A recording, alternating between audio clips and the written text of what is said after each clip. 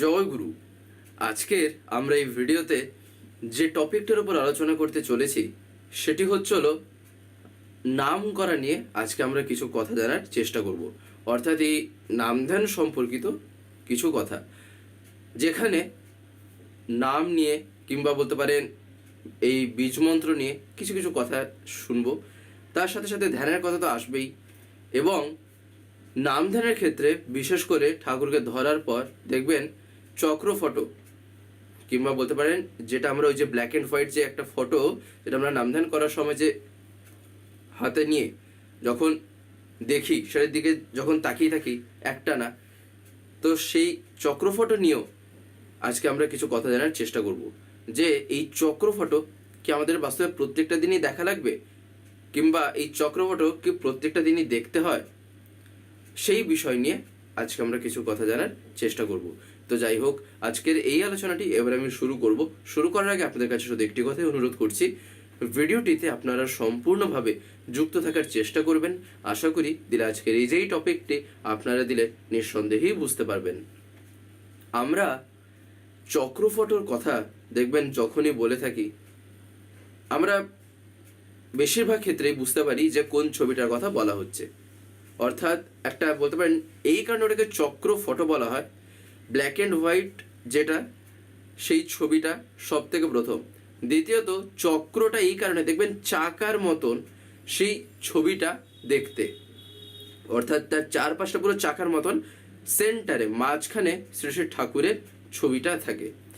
এবারে এই কারণেই সেটাকে বলা হয়ে থাকে চক্র ফটো। ফটো বলতে ছবি। এবারে এই চক্র ফটো আমরা কখন দেখে থাকি, তা হলো নাম ধ্যান করার আগে। অর্থাৎ নাম ধ্যান যখন আমরা করতে বসি, প্রথমে আমরা সেইটাকে কিছুক্ষণ দেখে, সেই ছবিটাকে হাতে নিয়ে কিছুক্ষণ ধরে থেকে, কেউ বলতে পারেন যাতে মেরুদণ্ডটা সোজা রেখে, যতটা পারা যায় সোজা রেখে আমরা তাকানোর চেষ্টা করে থাকি, যেটাকে বাস্তবে বলা হয়ে থাকে বলতে পারেন এক প্রকারভাবে একটা দর্শন। তার কারণ সে দেখাটা একটা সাধারণ দেখার মতন না। তার কারণ সেই মুহূর্তে দেখেই সেইটাকে যে নিজের মনে যে চিন্তা করা, বিশেষ করে ঠিক এই জায়গাটায়, এটা আমরা সবাই জানি এসব কথা, যে দেখবেন এইসব জিনিস দীক্ষা যখন আমরা নিয়েছি সেই সময় বলা হয়েই থাকে। তাও যদি কেউ না জেনে থাকেন, সেই কারণে বলে দিলাম যে যখন নাম ধ্যান করা হয় চক্র ফটোটাকে যে কিভাবে যে চিন্তা করা হয়ে থাকে। কিন্তু কথা হলো এই যে নাম ধ্যান যে আমরা করি, বাস্তবে নাম ধ্যানের সাথে এই চক্র ফটোর সম্পর্কটা হঠাৎ করে কেন, তাই না? দেখবেন এই যে নাম, শ্রী শ্রী ঠাকুরের নাম সম্বন্ধে অজস্র কথা বলা আছে। ঠাকুর এই বিষয়ে প্রচুর কথা বলেছেন। যত দিক এই বিষয় সম্বন্ধে বলা যেতে পারে, ঠাকুর প্রত্যেকটা দিকই বলে দিয়ে দিয়েছেন। নাম কেন করা লাগে, এই নাম বাস্তবে কি, এই নাম ঠাকুর কেন দিয়েছেন, নাম কেমন ভাবে করা লাগে, ঠাকুর প্রত্যেকটা বিষয়তেই বলেছেন। কিন্তু এই যে নামটা যখন আমরা করি, নাম ধ্যানের সময় এই যে চক্রফলটা যখন আমরা দেখে থাকি, বাস্তবে তার পিছনে কারণটা কি?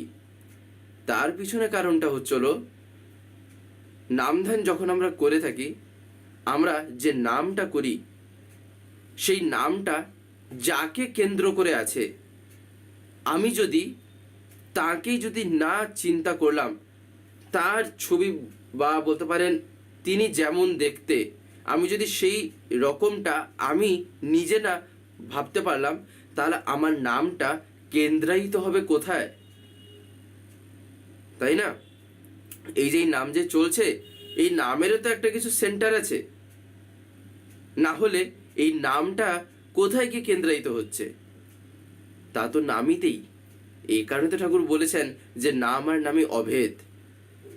তাই নামের কথা যখন আসবে তখন নামের কথা আসবেই, কিংবা নামের কথা যখন, সেখানে তো নাম থাকবেই, তাই না? কখনো একে অপরকে ছেড়ে থাকতে পারেন না। তাই নাম যখন আমরা করি, চক্রফলটা দেখলে যেটা সুবিধা হয় তা হলো আমি যে নাম যে করছি, সে ঠাকুর যে নাম এবারে যে দিলেন, সেই নামের সাথে সাথে আমি ঠাকুরের ছবি কিংবা ঠাকুর যেমন দেখতেছিলেন আমি তাকে চিন্তা করতে পারি। চোখটা বন্ধ করে তখন আমি ভাবতে পারি। আর যখনই আমরা কোনো একটা জিনিস ধরেন দেখছি, হঠাৎ করে যদি আমরা চোখ বন্ধ করে সেটাকে যদি একটু ভাবতে চেষ্টা করি, দেখবেন তা কিন্তু আমরা ঠিক আইডিয়া করে নিতে পারি যে এই জিনিসটা এইরকম দেখতে। দেখবেন চোখ বন্ধ করলে এটা আসে না। এবারে সেই জিনিসটাই দেখবেন চক্রফটো দেখার পরে ঠিক তাই ঘটে। দেখার পরে যখন চোখটা বন্ধ করে যখন আমরা ঠাকুরের ছবি চিন্তা করি, দেখবেন সেই সময় কতটা পরিষ্কারভাবে যে আমাদের চিন্তায় যেটা ধরা পড়ে, আমাদের মাথায় মস্তিষ্কে যেটা একটা ছাপ যে পড়ে, যে একটা লেয়ার যে হয়, সেইটা তখন আমরা দেখতে পাই। এটাই ঘটে। এটা পিছনে একটা বিজ্ঞান আছে। ঠাকুর তো এমনি এমনি কোনো জিনিস করতে বলেন না, বা বলেনও নি। প্রত্যেকটা জিনিসের পিছনে কোনো না কোনো যুক্তি আছে। যে তাকে বিশ্বাস করে করেছে সে কিন্তু ঠিক এর ফল পাবেই। দেখবেন সব কিছু ক্ষেত্রে হয়তো আমি যুক্তিতর্ক খুঁজে পাবো না, কিন্তু বিশ্বাস করে যখন কোনো মানুষ এগিয়ে যাবে, এমন অনেক ঘটনা আছে, এমন অনেক কিছু ক্ষেত্রে দেখা গেছে যেখানে বিশ্বাস করে করার পরই যুক্তিটা কেমনভাবে যে সেখানে লেগে আছে সেটা ধরা দেয়। এমন অনেক ঘটনা আছে। তাই চাই হচ্ছিল ঠাকুর বলছেন সেই বিশ্বাস।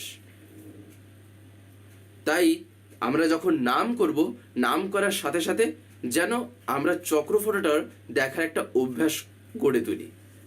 আর এই নাম সম্বন্ধে যদি আমরা এবারে চিন্তা করে দেখি, দেখবেন ঠাকুর এই নাম নিয়ে কি বলছেন। এই নাম বাস্তবে কি? ঠাকুর বলছেন এই নাম হচ্ছিল এমনই জিনিস, এটা হচ্ছিল এক আদিম বলতে পারেন যে জিনিসগুলি থাকে, যদি আমরা একদম গোড়ায় যাই তাহলে যে তরঙ্গটা ছিল, ঠাকুর বলছেন সেই আদিম তরঙ্গের হচ্ছিল এটা কি না, শাব্দিক একটা প্রতিমূর্তি।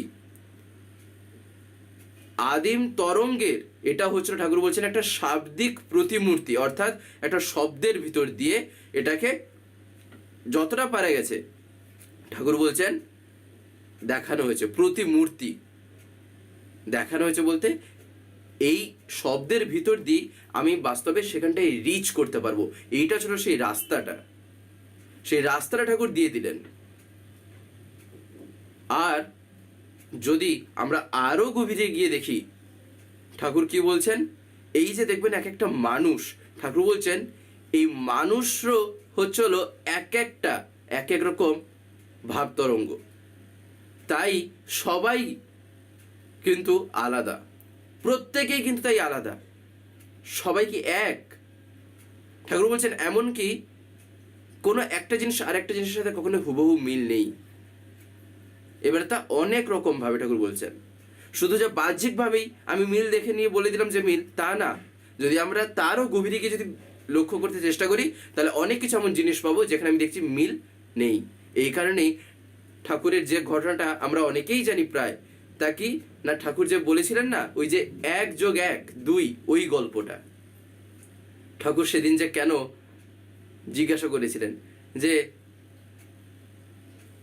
1+1 কিভাবে যে 2 হয়, তাই না? এই যে ছোট্ট ছোট্ট এই কথাগুলি দেখবেন নিজের মনের মধ্যে বিভিন্ন রকম প্রশ্ন গড়ে তুলবে, নিজের মধ্যে বিভিন্ন রকম জিজ্ঞাসা আসবে। ঠাকুর বলছেন যদি আমরা এই নামের সাথে একটু যদি অ্যাটাচ থাকি, অনেক প্রশ্নের সমাধান তখন নিজের থেকেই আমি পাবো, তখন নিজের থেকেই আসবে। শুধু কেবলমাত্র তার সাথে যখন আমি যুক্ত হয়ে উঠছি তখনই ঘটে যাবে এসব জিনিস। ঠাকুর বলছেন এগুলি এমন কিছু আহামরি একটা ব্যাপার না যেগুলি মানুষ তা পারবে না। পরমপিতা এমন কোনো বিধান দেনও নি কিংবা দেবেনও না যেটা তার সন্তান করতে পারবে না। কখনোই পিতা মাতা কিন্তু চাইবেন না তার সন্তানের কষ্ট হোক, কিংবা তার সন্তানের ক্ষেত্রে তিনি এমন কোনো কাজ দেবেন না যেটা তাকে একটু কষ্ট করতে হবে, তাই না? কিন্তু সন্তান যদি না কষ্ট করে সে কি পিতা মাতাকে খুশি করতে পারবে? এইটা হচ্ছিল জগতের নিয়ম। তাই তার জন্য তো আমাকে তো একটু খাটতে হবে, তার জন্য তো আমাকে একটু লেগে পড়তে হবে, তাই না? এটাই হচ্ছিল একে অপরের প্রতি যে কিভাবে ভালোবাসা। ঠিক একই রকম ভাবে আমি আমার ঠাকুরকে যখন ভালোবাসছি, সেই ভালোবাসার গল্প যখন আমি বলছি, তার মানে আমি কেন তার জন্য একটু খাটবো না? অথচ ফলটা পাবে কে? আমি। উপভোগ করবে কে? আমি। সব কিছু পাবো, হব আমি। আর তাও ঠাকুর দেখেন দয়া করে কেমনভাবে তিনি তার নিজের উপরেই সব কথা চালিয়ে নিচ্ছেন। যেমন এই যে আমরা একটা কথা বলে থাকি না, দেখবেন এই যে এত কিছু যে করা হচ্ছে, ঠাকুরকে নিজে এত রকম ভাবে যে বলতে পারেন কথা, কিংবা ঠাকুরের যে বিভিন্ন ইচ্ছা পরিপূরণ, ঠাকুর যা যা চেয়েছিলেন সেগুলি করা, এগুলোকে আমরা কি বলে থাকি সহজ কথা বলতে? ইষ্ট স্বার্থ, কিংবা বলতে পারেন ইষ্ট স্বার্থ প্রতিষ্ঠা, তাই না? এইরকম বিভিন্ন শব্দ আমরা বলে থাকি, এক একটা মানে আছে। এবারে এই যে ইষ্ট স্বার্থ যে আমরা বলি, যেমন ঠাকুরের কাছে একদিন এই সব কথা নিয়ে আলোচনা করা হচ্ছে, তখন ঠাকুরের কানে আসে এই ইষ্ট স্বার্থ শব্দটা। তখন ঠাকুর বলছেন, আপনারা ইষ্ট স্বার্থ যে বলেন, বাস্তবে আপনাদের স্বার্থ ছাড়া আমার নিজস্ব ব্যক্তিগত স্বার্থ বলেই তো কিছু নাই। আপনাদের স্বার্থই আমার স্বার্থ। তাও দেখেন ঠাকুর যে কেমন ভাবে, তার সত্ত্বেও তিনি যে কিভাবে দয়া করে যে আমাদের ধরে রেখেছেন। আমরা কি বলছি না ইষ্ট স্বার্থ, বাস্তবে সেটা আমারই স্বার্থ।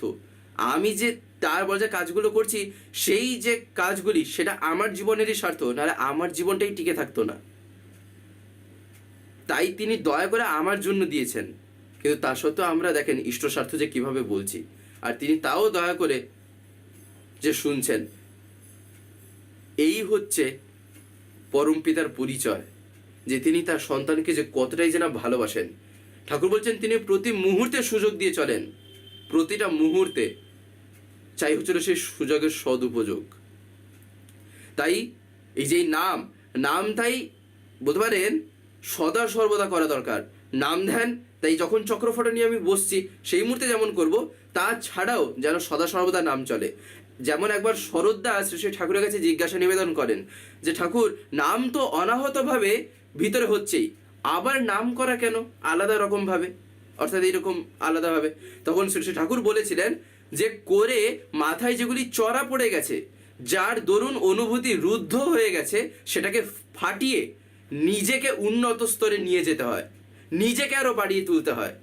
অর্থাৎ উৎসবিমুখ চলার দরুন যে আবরণের বলতে পারেন ঠাকুর বলছেন পলি পড়ে গেছে, সেটাকে অপসারণ করে উড়িয়ে দিয়ে নিজেকে তেমনভাবে অ্যাডজাস্ট করতে হয় যাতে মূল জিনিস যেটা ঠাকুর বলছেন, সেই মূল জিনিসটা যেন বোধ করা যায়, যেন আমি তা অনুভব করতে পারি, যেন সেটা আমার ফিলিংসে এসে ধরা পড়ে। আর এই কারণেই আমাদের চাই হচ্ছিল বসেও নাম ধ্যান করা। এই কারণে ঠাকুর বলছেন যে নামের অভ্যাসটাও একটা থাকা চাই। এতে এমনকি ঠাকুর বলছেন পরবর্তীকালে এর একটা প্রভাবও পড়ে। যখন দেখবেন সবচাইতে সময় যদি একটা জীবনচক্রে যদি আমরা দেখি, একটা মানুষের ভিতরে সবচাইতে তেজ দেখবেন বলা হয়ে থাকে যখন তার যৌবনকাল চলে। এই কথাটা একবার শ্রী বরদাও বলেছিলেন যে যৌবনকালে, অর্থাৎ যখন ইয়ং এজ আর কি, সেই মুহূর্তে একেবারে কোষে নাম করা চাই। অর্থাৎ এত নাম করা দরকার, এত নামদান করা দরকার, দিলে কি হবে, এর যে একটা ফল, এটা আমরা পরবর্তীতে অর্থাৎ যখন আস্তে আস্তে দেখবেন মানুষের তো বয়স হয়, তখন হয়তো দেখবেন আমি আর বুঝতেই পারছি না, তখন কি হবে, সে আগের করাগুলি তখন আস্তে আস্তে ফল দেখাবে। তখন আস্তে আস্তে তার বলতে পারেন যে একটা বলতে পারেন রিফ্লেকশন, যেমন আমরা বলে থাকি না আলোর যেমন রিফ্লেকশন, ঠিক সেই জিনিসটা তখন পরবর্তীতে দেখা যায়। এটাই হচ্ছিল বাস্তবে ঘটে, যেমনভাবে তা প্রতিফলিত হয় তা কিন্তু সম্পূর্ণ অনুভূতির রাজ্যেই এসে ধরা পড়ে, সেটাকে মুখের ভাষায় বোঝানো যায় না। আর এই কারণে চক্রফটোর সাথেও আমাদের নাম করাটা একান্তই প্রয়োজন। তবে যে একটা কথা তা হচ্ছিল, এই চক্রফটো কি আমাদের বরাবর করতে হয়? একবার সুরেন্দা শ্রী ঠাকুরের কাছে জিজ্ঞাসা করেছিলেন। আমরা এই যে আলোচনাগুলো শুনছি বা দেখছি, একটা জিনিস লক্ষ্য রাখা দরকার, আমরা কি প্রত্যেক দিন এই ভিডিওগুলো পাই? এই স্বস্তিদিত্য থেকে বা চ্যানেল থেকে। দেখবেন আপনারা হয়তো অনেকে এমন আছেন যারা ইউটিউব খোলার পরে এরকম স্ক্রল করেন, দিলে আপনারা দেখতে পান, কিন্তু আপনাদের যদি ডেলি তার কথা শুনতে হয়, প্রত্যেকদিন যদি শুনতে হয় পরমপিতার কথা বা বিভিন্ন ঘটনা বা দর্শনের উপর আলোচনা, তাহলে আপনাকে তো চ্যানেলটিকে সাবস্ক্রাইব করে রাখতে হবে, যেটা অনেকে আমি দেখতে পাই হয়তো করতে জানেন না। বিশেষ করে যারা একটু বয়স্ক আছেন বা যারা মানে এতটা এক্সপার্ট নন মোবাইলের ক্ষেত্রে, তাদের কাছে আমি বলছি, আপনারা যদি না পারেন তাহলে বাড়িতে যারা ছোটরা আছে তারা এইসবে একদম পুরো মাহির, এক্সপার্ট, হাতের খেলা তাদের কাছে, তাদেরকে বলবেন, তারা করে দেবে। বলবেন সাবস্ক্রাইব করে পাশের যে একটা বেল আইকন আসবে ওটা প্রেস করে অল করে রাখতে। দিলে কি হবে, আমি যে ভিডিওগুলো আপলোড করব, আপলোড করা মাত্রই আপনাদের মোবাইলে নোটিফিকেশন চলে যাবে। নেট যদি অন থাকে তাহলে নোটিফিকেশন চলে যাবে যে ভিডিও আপলোড হয়ে গেছে। তখন আপনারা সেখানেই ডাইরেক্ট প্রেস করে ইউটিউবে ঢুকে দেখতে পারবেন। তখন আপনাদের ইউটিউব খুলে আর খুঁজতে হবে না, তাই না? তাই আপনারা যাতে প্রতিদিন শুনতে পান, তাই আপনারা এটা অতি অবশ্যই করে রাখবেন। যে ঠাকুর চক্রটা কি বরাবর করতে হয়, তখন ঠাকুর বলেছিলেন যে চক্রটা হচ্ছে একটা এক্সটার্নাল পুশ, অর্থাৎ বাইরের থেকে ধাক্কা দেওয়ার জন্য। এটা না হলেও যে চলে না তা না, অর্থাৎ তা নয়। তার মানে ধরেন হাতের কাছে আমার চক্রফটা নেই, ধরেন আমি বাইরে কোথাও গেছি, তখন তাহলে কি চক্রফট ছাড়াই মানে নেই বলে কি ধ্যান করবো না, নাম ধ্যানে বসবো না? ঠাকুর বলছেন চক্রফটটা না হলে যে চলে না তা কিন্তু না, তার মানে চক্রফটো ছাড়াও কিন্তু নাম ধ্যান করা যেতে পারে। তবে এটা যতটা অভ্যাস করে নেওয়া যেতে পারে, আস্তে আস্তে তার প্রভাবটা আমাদের মস্তিষ্কের উপর পড়ে। তখন দেখবেন ধরেন 1 মাস 2 মাস টানা বাড়িতে অভ্যাস করছি আমি করার ভিতর দিয়ে, ধরেন কখন একটা বাইরে গেলাম, তখন হাতের কাছে নেই, তো তখন দেখবেন চোখ বন্ধ করাতেই ঠিক চক্রফটো দেখার পরে যে জিনিসটা হতো, আপনা থেকেই চোখ বন্ধ করলেই তা এসে আমার মস্তিষ্কে ধরে দিচ্ছে। এটাই হচ্ছিল প্রভাব। এই কারণে ঠাকুর বললেন যে এটা না হলে যে চলে না তা নয়, তাই না? তো যাই হোক, আজকের এই ভিডিওটা এবারে আমি এখানে শেষ করবো। শেষ করে আপনাদের কাছে একটি কথা বলবো, যদি আজকের এই ভিডিওটা আপনাদের ভালো লেগে থাকে তাহলে একটি লাইক করে দেবেন, সবার ভিতরে শেয়ার করে দেবেন, কেমন লাগলো নিচে একটি কমেন্টে লিখে জানাবেন। আর যদি চ্যানেলটিকে এখনো সাবস্ক্রাইব করে না থাকেন তাহলে অতি অবশ্যই চ্যানেলটিকে সাবস্ক্রাইব করে পাশে বেল আইকন প্রেস করে অল করে রাখতে একেবারেই ভুলবেন না। আর এরকম বিভিন্ন নতুন এবং ইন্টারেস্টিং ভিডিও সবার আগে পাওয়ার জন্য। জয় গুরু।